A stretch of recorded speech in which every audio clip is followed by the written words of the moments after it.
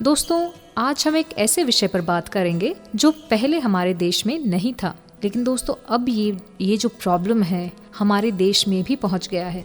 इसीलिए दोस्तों आज हम बात करने जा रहे हैं हमारे विषय पर, जो कि है जीका वायरस। जीका वायरस क्या है? ये जीका वायरस डिजीज जो है ये मॉस्किटो बॉर्न डिजीज है जी, और जो एक जीका वायरस द्वारा होती है। तो जीका वायरस एक आरएनए वायरस है और इसके द्वारा मोस्ट ऑफ द इन्फेक्शंस जो हैं एसिम्प्टोमेटिक होती है। इनफैक्ट 80% इन्फेक्शन एसिम्प्टोमेटिक है जी, और 20% जो बचे हैं उसमें माइल्ड इलनेस विद कोई ट्रांजिएंट रैश वगैरह होता है। जी, जी। सो इसका जो कॉजेटिव एजेंट है वो वही है जो डेंगू और चिकनगुनिया करता है, यानी कि एडिस इजिप्टाई मॉस्किटो। जी, और दूसरी एडिस की स्पीशीज भी ट्रांसमिट कर सकते हैं। और रिसेंटली सेक्सुअल रूट भी इसके बारे में जो हमारी चर्चा में आ रहा है कि वो भी एक इसमें पाया गया कि इससे भी हो सकती है। जी। और मैटरनो फीटल प्लेसेंटा के थ्रू भी ये ट्रांसमिट हो सकती है, मदर के थ्रू। ओके, तो लिसनर्स, आई एम श्योर अब आपको याद आ गया होगा कि जीका वायरस क्या है। जिन्होंने पहले सुना था उनके लिए दोबारा से ये एक रिवीजन है, और जिन्होंने पहले नहीं सुना था आप प्लीज़ इन बातों को ज़रा ध्यान से सुनिएगा, क्योंकि ये बहुत ही इम्पॉर्टेंट विषय है।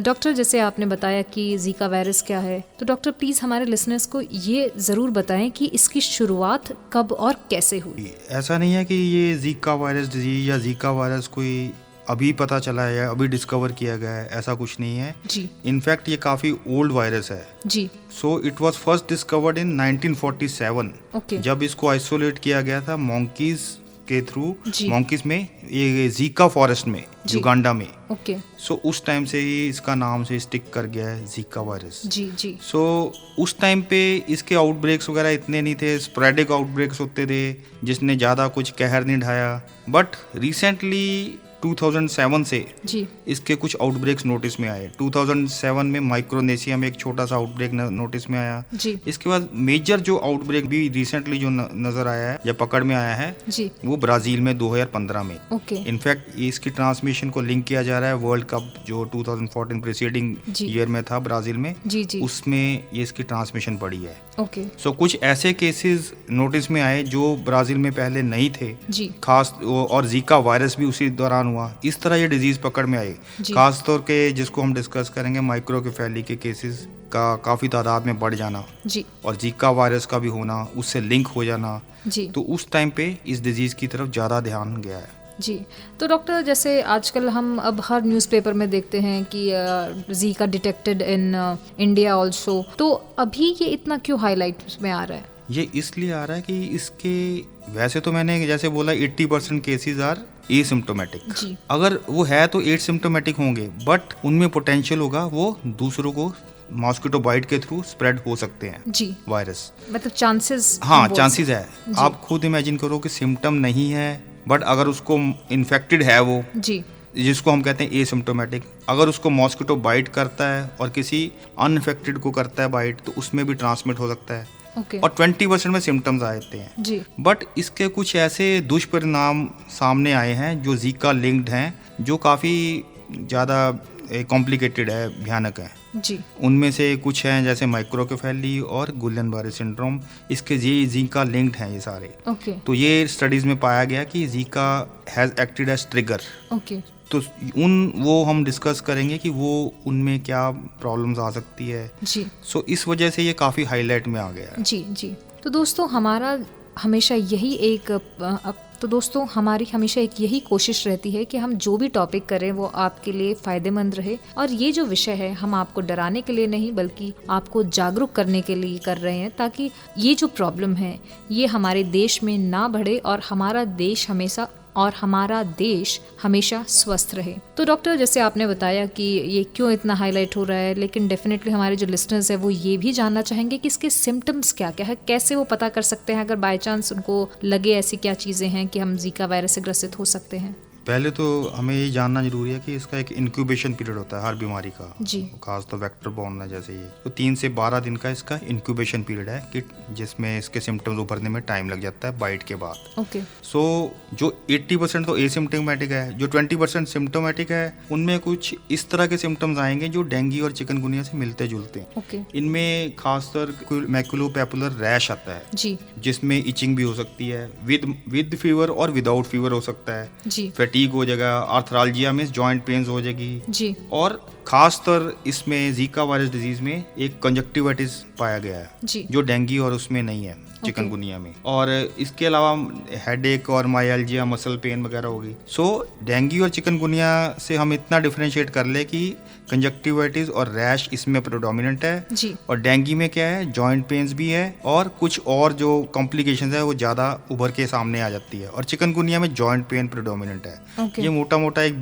ब्रीफ जो है क्लिनिकल जो पर्सन्स है उनके लिए है और जी। लोगों के लिए भी है, कुछ इस तरह का जानने के लिए, जागरूकता के लिए। जी। जी। और इस बीमारियों को जैसे हमारे जो क्लिनिशियन है वो तभी डायग्नोस करते हैं, वो डेंगू और चिकनगुनिया रूल आउट करने के बाद ही डायग्नोस होती है। ओके।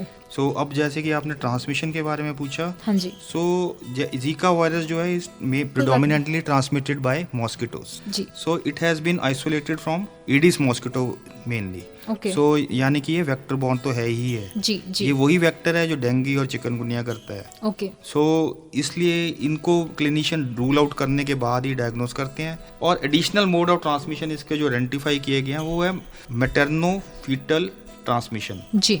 इसका मतलब कि मदर से फीटस को ट्रांसमिट हो जाना प्लेसेंटा के थ्रू। ओके। और जिसको हम ट्रांसप्लेसेंटल ट्रांसमिशन भी कह सकते हैं, जी। जो ये ड्यूरिंग डिलीवरी होता है और ये तब होगा जब मदर पहले खुद इन्फेक्टेड होगी। जी। सो इन्फेक्टेड मदर से थ्रू प्लेसेंटा ये फीटस को ट्रांसमिट हो सकता है। ओके।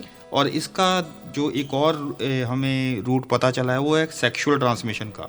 ओके। वो अभी एक केस ऐसा भी आ चुका है जहाँ पे एक सिम्टोमेटिक मेल ने विमेन को अफेक्ट किया था जी। और वो 5 से 6 हफ्तों के बाद, जी। After the onset of man's symptom, तो इतनी देर के बाद भी थ्रू सीमन ट्रांसमिट हुआ था। ओके। सो ये कुछ ट्रांसमिशन के रूट्स है और there is potential risk of transmission through blood transfusion also, और इसकी स्टडीज वगैरह चल रही है, ब्लड ट्रांसफ्यूजन या ऑर्गन ट्रांसप्लांटेशन। सो जो हमारे जो प्रिवेंटिव स्टेप्स होंगे वो इन रूट्स ऑफ ट्रांसमिशन को ध्यान रख के ही फॉलो करने होंगे जी। कि मॉस्किटो बॉर्न के लिए क्या प्रिवेंटिव स्टेप्स है जो मेन है, और जैसे उस टाइम पे प्रेग्नेंट लेडीज के लिए क्या है जी। और इसके अलावा जो सेक्सुअल ट्रांसमिशन को रोकने के लिए क्या है जी। और बाकी जो भी रूट स्टडी हो रही है। तो डॉक्टर जैसे आपने बताया कि आई थिंक आपने प्रेग्नेंट महिलाओं की भी बात की, तो हम उन्हीं से और एक आगे बात बढ़ाना चाहेंगे।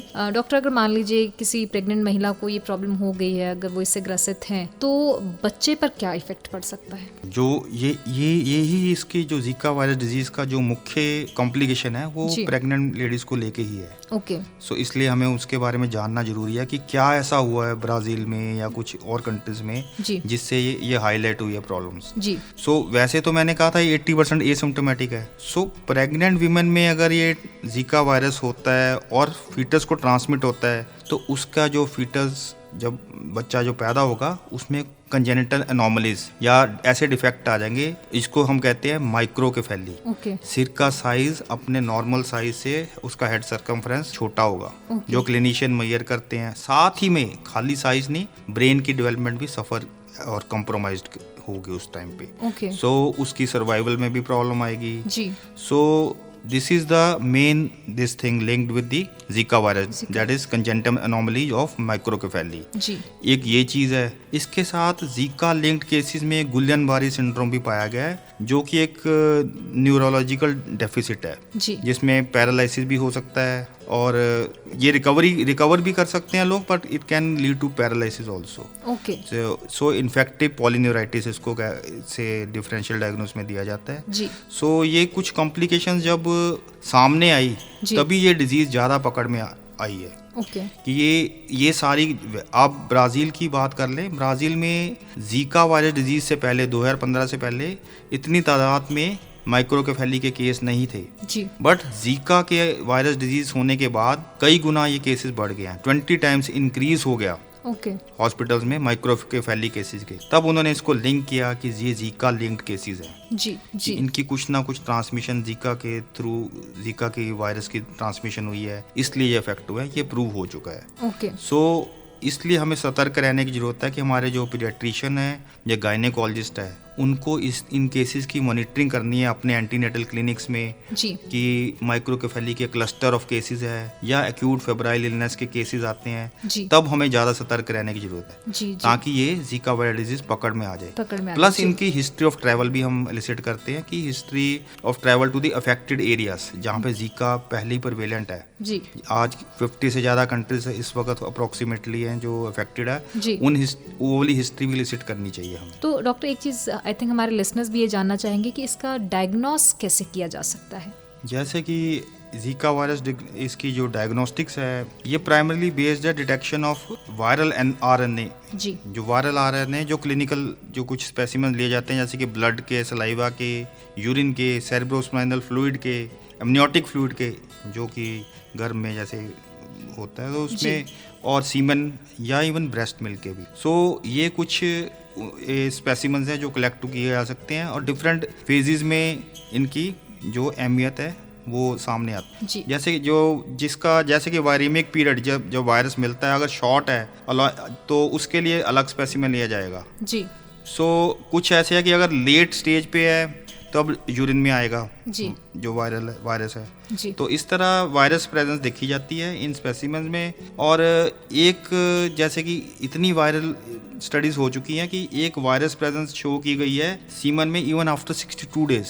ओके। 62 डेज के बाद भी सीमन में पाया गया ये वायरस। जी। सो ये सारी स्टडीज़ भी चल रही हैं और सारे डायग्नोस्टिक टेक्निक इनके आधार पे है। तो इसके हम जो शॉर्ट में कह सकते हैं कि सीरोलॉजिकल इन्वेस्टिगेशन कंटिन्यू की जा सकती है 5th डे ऑनवर्ड्स के। जी। और इसके अलावा जो सीरोलॉजिकल स्टडीज़ है और साथ में RT-PCR, ये सारा कुछ कंबाइन करके ही इसका करेक्ट डायग्नोसिस अच्छी लैब्स में किया जा सकता है। जी जी डॉक्टर। तो डॉक्टर इसका ट्रीटमेंट कैसे किया जा सकता है, इसका ट्रीटमेंट कैसे हो सकता है, वो आप हमारे लिसनर्स को बताएं। जी, बेसिकली जो इसका ट्रीटमेंट है वो सिम्प्टोमेटिक है। ओके।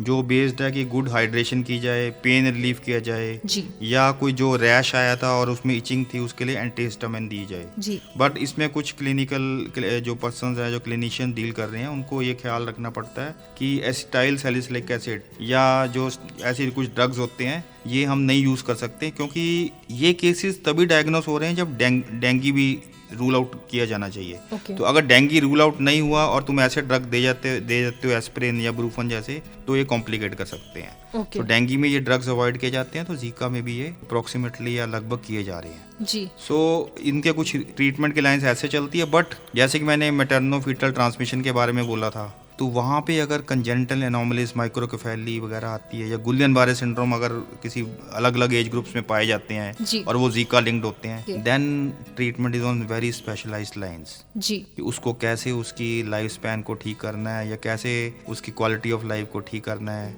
सर्वाइवल को कैसे ठीक करना है, ये सारा कुछ टर्शरी केयर हॉस्पिटल में किया जा सकता है। जी जी। तो डॉक्टर, ये जो प्रॉब्लम है जीका वायरस, हम डेफिनेटली चाहेंगे कि हमारे चंडीगढ़ में तो ये प्रॉब्लम कभी ना आए। इसीलिए हमारे जितने भी लिसनर्स हैं जो ये प्रोग्राम सुन रहे हैं, उनको आप प्रिवेंशंस के बारे में बताएं ताकि वो इन बातों का ध्यान रखें। सो जो मेनली है कि ये इसकी थ्रेट क्यों है हमें चंडीगढ़ में या कुछ दूसरी जगहों पे इंडिया में पूरे, क्योंकि ये जो वेक्टर है ये इंडिया में बहुत अच्छी तरह प्रिवेलेंट है। जैसे कि आप जानते हो कि हम डेंगू की बात करते हैं तब भी एडिस इजिप्टी की करते हैं, चिकनगुनिया की करते हैं तब भी यही वेक्टर की बात करते हैं। जी। उसका कैरियर इतना प्रिवेलेंट है, और अगर ये डिजीज इन्फेक्टिविटी हो गई है कहीं पे, इन्फेक्शन हो गई है, तो ये स्प्रेड कर सकती है थ्रू मॉस्किटो। जी। सो इसलिए हमें मॉस्किटो कंट्रोल मेजर्स या प्रिवेंटिव मेजर्स टारगेटिंग मॉस्किटो पे ध्यान देना पड़ेगा। जी। सो इसमें हम अपने जो प्रोग्राम के अंडर इंटेग्रेटेड वेक्टर मैनेजमेंट करते हैं, जिसमें हम मॉस्किटो की वेक्टर डेंसिटी को रिड्यूस करने की कोशिश करते हैं। जी।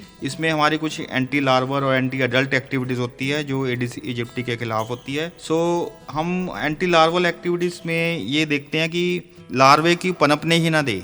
हम ऐसे सोर्सेज जो लार्वल ब्रीडिंग के लिए, मॉस्किटो के लार्वल ब्रीडिंग के लिए जो कंड्यूसिव है, उन सोर्सेज को हम रिमूव करते हैं जी यानी कि स्टैगनेंट वाटर की कलेक्शन नहीं होने देते। जो ओवरहेड टैंक्स हैं हमारे या बाहर जो कूलर्स पड़े हैं उनकी हफ्ते में एक बार सफाई होनी, या फिर टायर्स वगैरह या कोई यूटेंसिल्स वगैरह जो बाहर ओपन में पड़े हैं, या ऐसी है कि जहाँ पे हमने कोई भी ऐसे सोर्सेज पे मैन मेड वाटर कलेक्शन नहीं होने देनी, जिससे कि ये मॉस्किटोज अपने लार्वा दे सकें।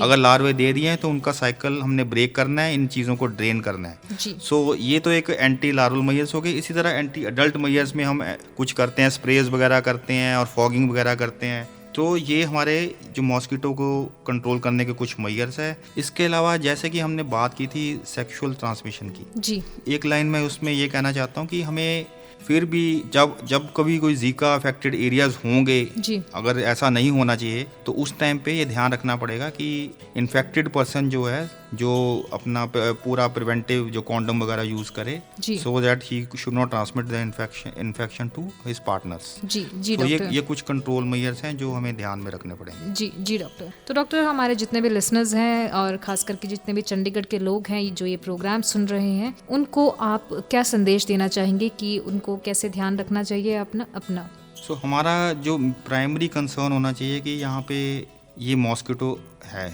इस रीजन में, और जैसे कि पिछले साल भी कितने सारे डेंगू के केस आए थे, चिकनगुनिया के केस आए थे। सो ये वेक्टर यहाँ पे घूम रहा है, वो हमें उसके जो पोटेंशियल ब्रीडिंग साइट्स है उनको कट ऑफ करना है। अपने अपने घरों में जितने भी मैन मेड कंटेनर्स हैं जो घरों के बाहर छतों में रखे हुए हैं वो सारे रिमूव करने हैं, और पानी नहीं इकट्ठा होने देना। अगर पानी इकट्ठा हो जाता है तो ड्रेन ऑफ करना है। इसके अलावा हमें ये, क्योंकि ये डे बाइटर है एडिस एजिप्टाई, तो हमें फुल स्लीव्स के जो क्लोथ्स वगैरह डालने चाहिए इसमें, और इंसेक्ट रिपेलेंट्स भी यूज़ कर सकते हैं। सो ये सारे कंबाइंड मेजर्स लेके हमें मॉस्किटो के खिलाफ एक जंग लड़नी है, ताकि जो मॉस्किटो पहले डेंगू और चिकनगुनिया का कहर ढा रहा था, अब जीका का कहर ना ढा दे।